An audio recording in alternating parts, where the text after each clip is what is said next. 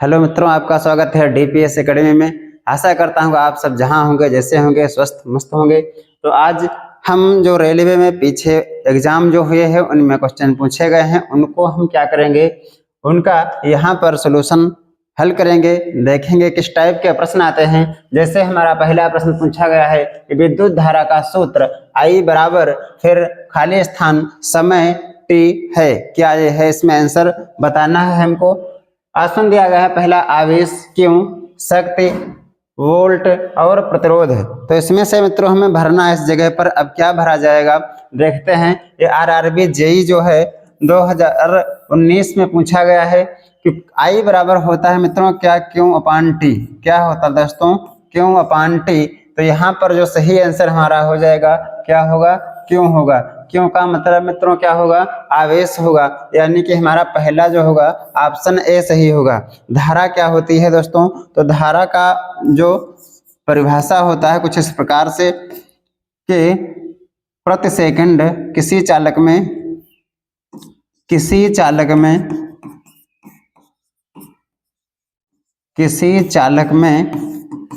प्रति सेकंड प्रवाहित आवेश की दर को विद्युत धारा कहते हैं। विद्युत धारा कहते हैं। इसका मात्रक इसे आई से प्रदर्शित करते हैं, इसे आई से दर्शाते हैं। क्या दोस्तों? इसको किससे दर्शाते हैं? तो आई से इसे दर्शाते हैं, इसे आई से दर्शाते हैं। इसका मात्रक जो होता है मित्रों, मात्रक इसका एम्पियर होता है। क्या होता है? इसका मात्रक एम्पियर होता है। बहुत बार आया है मित्रों कि विद्युत धारा का मात्रक क्या होता है? एम्पियर होता है। तो यहाँ पर जो आंसर हमारा होगा क्या हो जाएगा दोस्तों? आवेश होगा। आवेश जो होता है इसकी जो दर होती है, एक सेकंड में किसी चालक या परिपथ में प्रवाहित जितने आवेश होते हैं उसकी दर को विद्युत धारा कहा जाता है। अब हम बढ़ते हैं दूसरे प्रश्न के ऊपर। दूसरा प्रश्न हमारा है सूर्योदय एवं सूर्यास्त के समय सूर्य दीर्घ वृत्ताकार दिखने का क्या कारण है? ये भी मित्रों जो है 2014 परीक्षा में आया हुआ है आरआरबी जेई में। तो ये प्रश्न पूछा गया है कि जब सूर्योदय एवं सूर्यास्त के समय सूर्य दीर्घ वृत्ताकार दिखने का कारण क्या होता है? तो मित्रों इसमें जो होगा हमारा आंसर क्या होगा? अपवर्तन होगा। अपवर्तन की घटना के कारण कुछ और भी एग्जाम्पल होते हैं, जैसे कांच के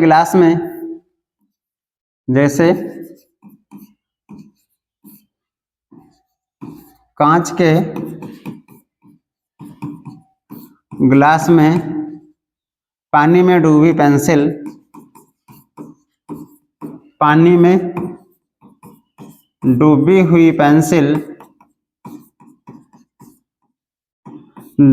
हुई पेंसिल हल्की टेढ़ी दिखती है। हल्की टेढ़ी दिखती है। रात को तारे टिमटिमाते हुए दिखाई पड़ते हैं। रात को तारे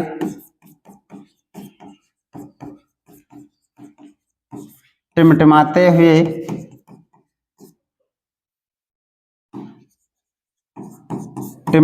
हुए दिखाई देते हैं। पानी में डूबी हुई मछली या कोई पदार्थ अपनी वास्तविक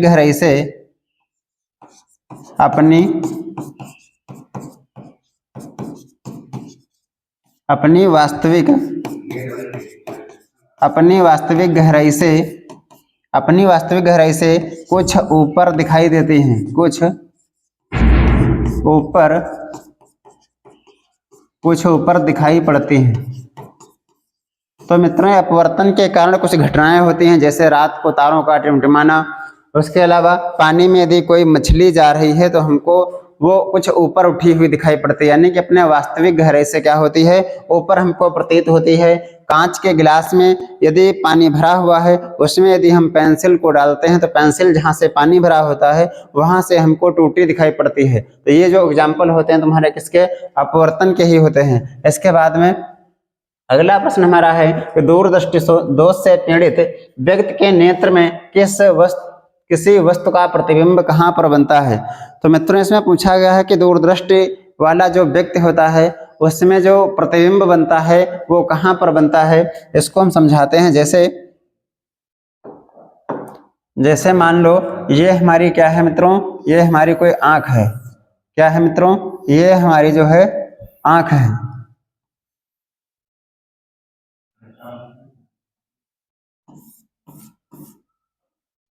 ये दोस्तों क्या है, ये हमारी कोई आंख है। यहाँ पर जो होता है, यहाँ पर क्या होता है, एक लेयर पाई जाती है जिसे हम क्या कहते हैं, रेटिना कहते हैं। जिसे हम क्या कहेंगे, रेटिना कहते हैं।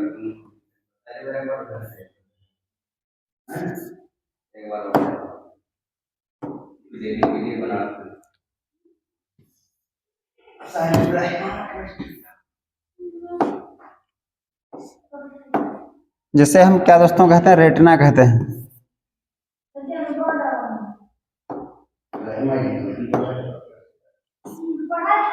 जिसे हम क्या दोस्तों, रेटिना कहते हैं।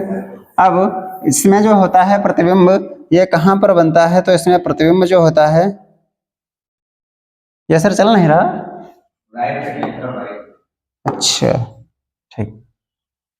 ये मित्रों जो होता है, मान लो क्या है, नेत्र है कोई। अब यहाँ पर जो होता है ये प्रकाशिक कोशिकाएं होती हैं, प्रकाशिक तंत्रिका होती हैं। अब प्रतिबिंब जो हमारा बनता है रेटिना पर बनता है। यहाँ पे कहाँ बनेगा, रेटिना पे बनता है। अब ये पूछा जा रहा है कि दूरदृष्टि दोष जब हो जाएगा तब जो होगा ये प्रतिबिंब कहाँ पर बनेगा, यानी कि यदि किसी व्यक्ति को क्या है मित्रों, दूरदृष्टि दोष हो गया है तब वह प्रतिबिंब कहाँ पर बनता है, तब उस प्रतिबिंब को हमारे नेत्र में कहाँ पर बना हुआ दिखाई पड़ेगा। अब जैसे क्या है दोस्तों, ये हमारी नेत्र है। अब यहाँ से जो भी प्रकाश की किरणें ऐसे जाएंगी मित्रों, यहाँ से ऐसे जा रही है ना, जाने के बाद में ये किरणें प्रतिबिंब इसका कहाँ बनना चाहिए, रेटिना पर बनना चाहिए, तभी हमें क्या होता है, स्पष्ट दिखाई देता है।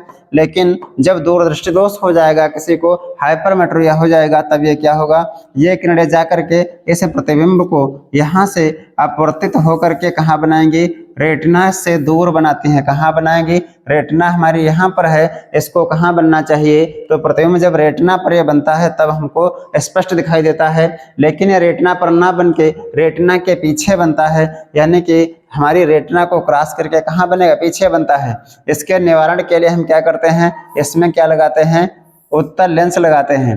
अब उत्तल लेंस जो होता है, इन किरणों को लगाने से जब लगा देंगे तब यही प्रतिबिंब जो होगा अब कहाँ बनेगा दोस्तों, ये वाला प्रतिबिंब जब हम लेंस का प्रयोग करते हैं तो ये किरणें जो होंगी इनको क्या करता है, यहाँ से जाने के बाद में इन किरणों को क्या करता है, डाइवर्ज करके कहाँ बना देता है, यहाँ पर बनाएगा, रेटिना पर। जब रेटिना पर बनेगा तब हमको कैसा दिखेगा, अच्छा दिखता है, साफ दिखाई पड़ेगा। तो इसमें पूछेगा दूरदृष्टि दोष से पीड़ित व्यक्ति के नेत्र में किसी वस्तु का प्रतिबिंब कहाँ पर बनता है, तो मित्रों इसका कहाँ बनता है, रेटिना के पीछे बनता है। अब ऑप्शन हमारा जो डी वाला है यह सही हो जाएगा। कहाँ बनेगा, रेटिना के पीछे बनता है। और जो हमारा मायोपिया होता है, निकट दृष्टि दोष होता है, उसमें रेटिना के पहले ही बन जाता है।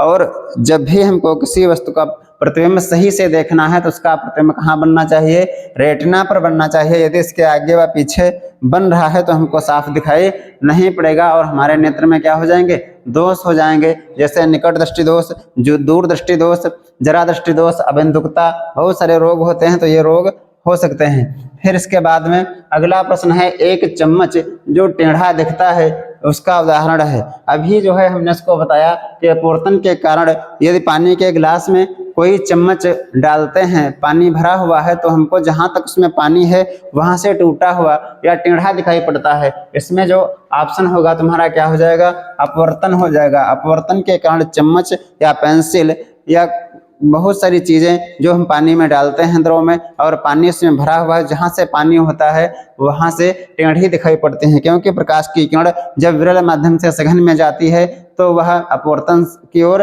झुक जाती है, और जब सघन से विरल में जाएगी तब वह जो होती है उसके अभिलंब से दूर हट जाती है। इस घटना को अपवर्तन कहते हैं। इसके बाद में अगला हमारा प्रश्न है, निम्नलिखित में से गैस का उपयोग खाद्य पदार्थों को ऑक्सीकृत होने से रोकने के लिए किया जाता है। कहा गया है कि किस गैस का प्रयोग खाद्य पदार्थ जो हमारे होते हैं उनको ऑक्सीकृत होने से रोकने के लिए किया जाता है। इसमें दोस्तों हमारा जो सही आंसर होगा वह नाइट्रोजन हो जाएगा। एलपी टेक्नीशियन लोको पायलट में पूछा गया प्रश्न 2018 में आया है पहली शिफ्ट में। तो मित्रों बहुत ही अच्छा क्वेश्चन जैसे तुम्हारा पूछा गया, नाइट्रोजन जो होता है ये गैस जो होती है खाद्य पदार्थों को संरक्षित करने में या सुरक्षित रखने के लिए इसका प्रयोग किया जाता है, क्योंकि नाइट्रोजन जो होती है नाइट्रोजन गैस कम क्रियाशील गैस होती है, कम क्रियाशील गैस होती है, कम क्रियाशील गैस होती है। इसीलिए मित्रों इसको चिप्स के पैकेटों में भरा जाता है। इसे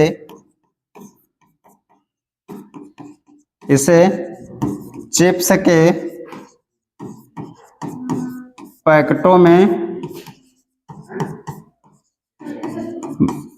के पैकेटों में भरा जाता है।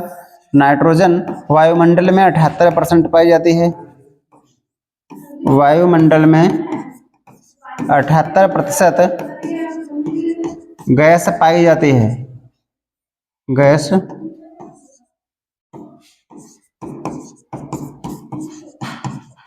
78% गैस पाई जाती है।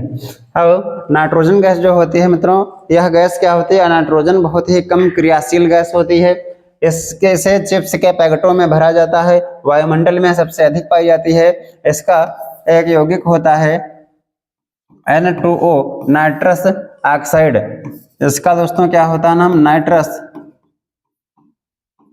ऑक्साइड, जिसे हम लाफिंग गैस या हंसने वाली गैस भी कहते हैं। तो इसका आंसर जो सही हमारा होगा क्या होगा, नाइट्रोजन होगा। इसके बाद में अगला प्रश्न है, डोडोनम का भाग है, किसका भाग, खाली स्थान दिया गया है, यहाँ पर हमको क्या करना है, भरना है।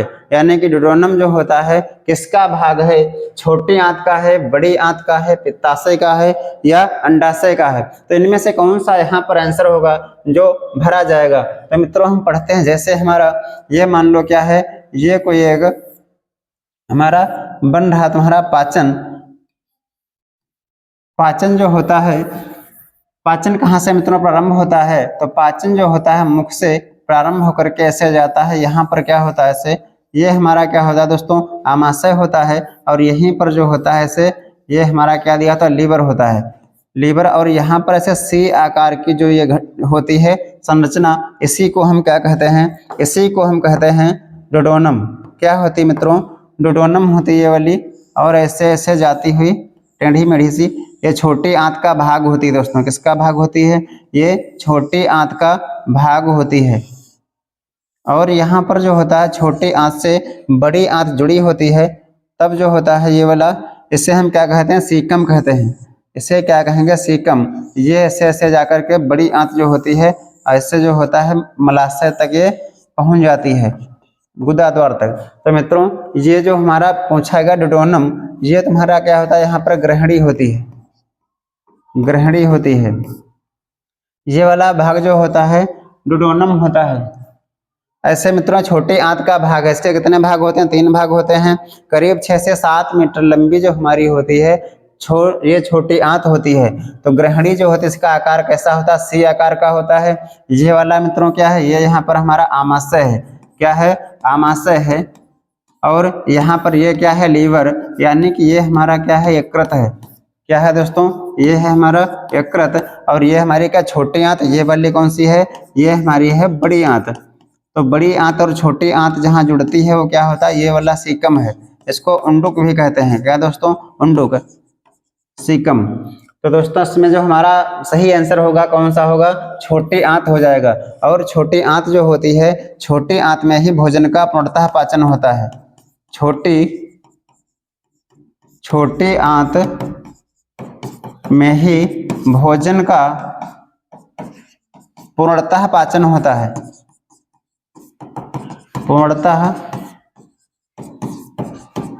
पूर्णतः पाचन होता है, यानी कि हमारा जो भोजन होता है वह पूरी तरह से पचित कहाँ पर होता है, तो छोटी आंत जो होती है उसमें भोजन का पूर्णतः पाचन हो जाता है। और भोजन का अवशोषण भी कहाँ होता है, भोजन का अवशोषण भी छोटी आंत में ही होता है। भोजन का अवशोषण छोटी आंत में ही होता है, आंत में ही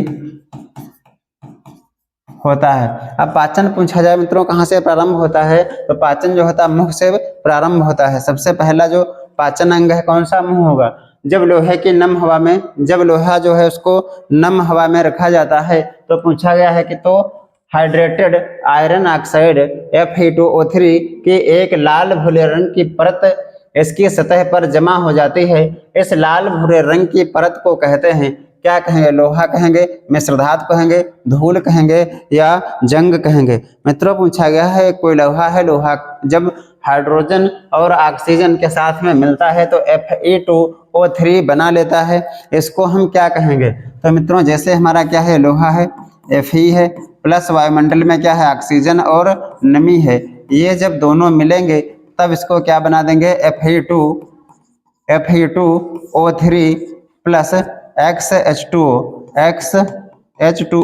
X का मतलब मित्रों यहाँ पर जल है, जल कितना भी हो सकता है, एक भी हो सकता है, दो भी हो सकते हैं। तो यहाँ पर Fe2 यानी कि यहाँ पर Fe कितने हैं, दो हैं, यहाँ पर कितना है, एक है, इसमें हम क्या करेंगे, दो से गुणा कर देंगे। अब यहाँ पर दो O है, यहाँ पर 3 1 4 है, इसमें क्या करेंगे, यहाँ पर गुणा हम करा देंगे, 3 इधर O हैं और 3 1 4 इधर हैं, यहाँ क्या करते हैं, 2 से गुणा कराइए, 2 दूनी 4 और यहाँ पर कितना है मित्रों, 1 है। हाइड्रोजन यहाँ पर 2 हैं, उधर 1 है, 2 से यहाँ पर गुणा कराइए। अब यहाँ मित्रों x है यानी कि नंबर है, यहाँ पर ज्यादा भी हो सकते हैं, कम भी, x की वैल्यू 2 रखोगे तो 2 दूनी 4 हो जाएंगे, क्योंकि ये हमारा x है, यहाँ पर कितने भी हो सकते हैं। समझ में आ रहा है, यदि क्लियर पता होता यहाँ पर कितने हैं हाइड्रोजन, तब हाइड्रोजन बैलेंस हो सकते थे। समझ में आ रहा है, लेकिन हमको ये वाला याद रखना है, आयरन ऑक्साइड ये जो होता है किसका फार्मूला होता है, इसे हम क्या कहते हैं, जंग कहते हैं। क्या कहेंगे मित्रों, इसको हम क्या कहते हैं, ये हमारा जंग है, इसको क्या कहेंगे, जंग कहते हैं। यानी कि हमारा जो सूत्र होगा इसमें किसका ये वाला है, तो जंग का है। इसमें जो सही आंसर होगा क्या होगा, LP टेक्नीशियन में मित्रों पूछा गया 2018 में। ये वही प्रश्न है जो परीक्षा में बार बार आते हैं, और ये तुम्हारा कब आया था, 2018 में आया हुआ था। इसके बाद में आधुनिक आवर्त सारणी में मौजूद ऊर्ध्वाधर स्तंभों को क्या कहा जाता है। मित्रों आवर्त सारणी जो होती है उसमें कुछ 6 लाइनें जो होती हैं ऐसे खड़ी हुई होती हैं, और कुछ क्या होती हैं, वर्टिकल होती हैं, ऐसे होती हैं तुम्हारी ये वाली क्षैतिज। तो जो क्षैतिज रेखा होती हैं इनको हम क्या कहते हैं, इनको आवर्त कहते हैं। और जो ये खड़ी हुई रेखाएं होती हैं इनको हम क्या कहते हैं, तो इन खड़ी रेखाओं को हम इनको वर्ग या समूह कहते हैं। क्या कहते हैं मित्रों, वर्ग या समूह, इसी को हम स्तंभ कहते हैं। क्या दोस्तों कहते हैं, स्तंभ भी इसी को कहते हैं। तो हमारा सही आंसर जो होगा कौन सा होगा, डी हो जाएगा। कौन सा होगा दोस्तों, डी होता है, यानी कि स्तंभ जो होगा, स्तंभ जो होगा इसका क्या होगा, सही आंसर हो जाएगा। ये भी RRB JEE 2019 में पूछा गया है। इसके बाद में अगला प्रश्न है, आज के लिए मित्रों बस इतने ही क्वेश्चन, थोड़ा टाइम कम था इसीलिए जल्दी से करा दिए हैं। कल से और भी अच्छी क्लास चलेगी, जो कि रेलवे में बार बार प्रश्न आते हैं उनको हम हल करेंगे। इसी के साथ सभी मस्त रहिए, स्वस्थ रहिए। जय भारत।